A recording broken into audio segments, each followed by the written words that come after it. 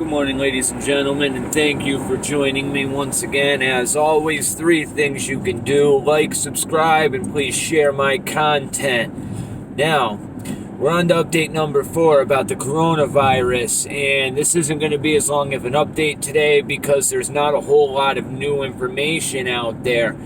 Now, there's 5 confirmed cases in the United States. That broke shortly after my video yesterday. There's 5 cases confirmed in Australia, and there's 15 countries worldwide now with confirmed cases. There's algorithms out there right now that say the true infection rate is about 100,000 people. That jumped from 10,000 people on Sunday to 100,000 people according to algorithms today. Now, what that tells us is that there has been a 10-fold increase in infection rate in less than a week. Now, another thing that tells me that this is a whole hell of a lot more serious than what they're letting on is the fact that countries who have citizens inside of Wuhan and inside of the provincial province, right, that is being locked down are not repatriating, and I repeat, are not repatriating their citizens at a rate which you think they would be. Now, if I was a government official and I was out there telling everybody that the chances of this thing spreading are not great, and I knew my people were in the middle of a city that was on lockdown where they were literally suffering and not able to buy food, I would try to get these people out of there. Unless I knew that they were bringing back something far deadlier than what they're telling us. And this right here is a very big concern, okay? Not to mention, even if you wanted to repatriate these people, good luck getting them out. Like I said, all transportation has been shut down. They're starting to shut down transportation in Beijing. Now, China would not be doing this unless they absolutely had to, because it is going to destroy their economy. It's going to absolutely destroy their economy, which is already in trouble to begin with. Now, this right here may be the reason why this thing was released when it was released. What just happened prior to this disease being let out in Wuhan, however it managed to get into the population? Well, the USMCA, for one, is about to be finalized, which inevitably is going to put a huge strain on the Chinese economy, and there's absolutely nothing that they can do to avoid it. Now, on top of that, the United States has entered into trade negotiations with Great Britain, okay? And as soon as they leave the EU, Trump and our government inside the United States is going to move to set up a trade partnership with the UK. And what that does is put a ginormous strain on the Chinese economy even more. Okay, so you have those 2 economic downturns happening for them at once. And there's a third one that comes into play here, and that is the fact that phase 1 of the trade deal between the United States and China was just signed, which is literally going to put a stranglehold on the way China has been manipulating their currency for the past 30 years.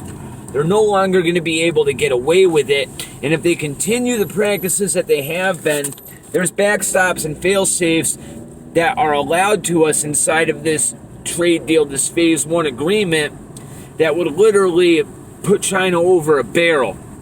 So, if China came to the realization that their economy is doomed and there is nothing that they can do about it, blame it on this disease.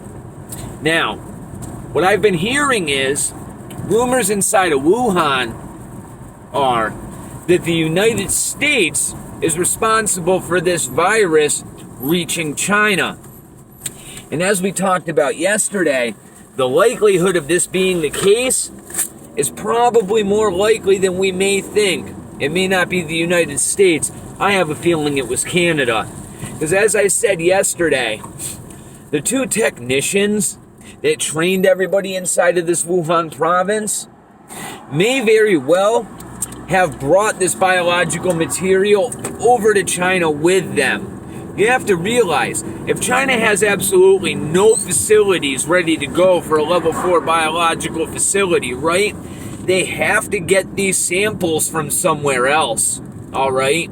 They probably came from Canada with these two supervisors that went over there to train them.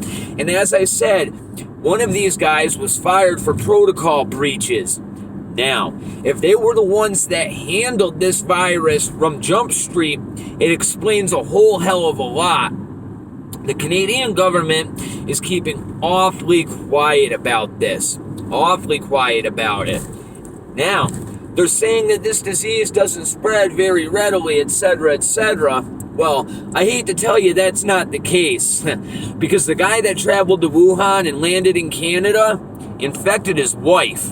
All right. How many other people did he come in contact with? How many people were on the plane with him when he came over? Are you telling me that the Canadian government has gone and rounded all those people up and checked them? Highly doubtful. Because now you have to consider every single one of the people that came in contact with him, how many people did they come in contact with? Chances are this disease is already on the ground in Canada, and if it's on the ground in Canada, it's not going to take very long for it to jump into the United States. It's really all I have. Actually, there's one more thing. On top of that, I found out that this virus, right, this coronavirus, is 80% genetically identical to the SARS virus, right? Now, the SARS virus, in my mind, from everything I've seen, was biologically engineered as well. And that means this coronavirus having an 80% genetical makeup being identical means it was probably derived from the SARS virus to begin with. Now, as we talked about yesterday, that Event 201, right, predicted this entire scenario, and the media is going right along with that scenario. However, there's one key thing to realize here. There's a missing link. We are being told, inside and out, that this transmitted from snakes, bats, wolves, wild animals inside of this wet market to human beings. However, if you go ahead and you look at everything that's been done and all the research, they have not found one sample of this virus inside of an animal that was at this wet market. Not a single animal is tested positive for it.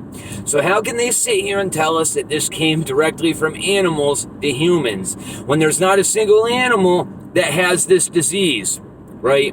And this right here is what makes me know that it was designed and engineered. If the coronavirus of nature starts in animals, right, and then spreads to human beings, if you can't find that missing link, if you've tested every wild animal inside that wet market, which I'm assuming the Chinese government did, and you haven't found any of those animals that have that virus, then you have to assume that it didn't start in animals.